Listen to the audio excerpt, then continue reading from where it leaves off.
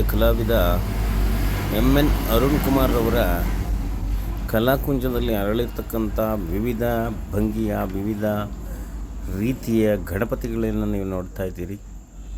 ಗಣಪತಿ ಹಬ್ಬ ಬಂತು ಅಂದರೆ ಸುಮಾರು 3 ತಿಂಗಳಿಂದನೂ ಸಹ ಅವರು ಕಷ್ಟ ಬಿದ್ದು ರೆಡಿ ಮಾಡ್ತಕ್ಕಂಥ ಈ ಗಣಪತಿಗಳು, ಇವರ ತಂದೆಯಿಂದ ಇವರಿಗೆ ಈ ಕಲೆ ಬಳುವಳಿಯಾಗಿ ಬಂದಿದ್ದು ಸುಮಾರು 30-40 ವರ್ಷದಿಂದನೂ ಸಹ ಈ ಗಣಪತಿಯ ಮೂರ್ತಿಗಳನ್ನು ಮಧುಗಿರಿಯ ಪಟ್ಟಣದಲ್ಲಿ ತಯಾರು ಮಾಡುತ್ತಿದ್ದಾರೆ.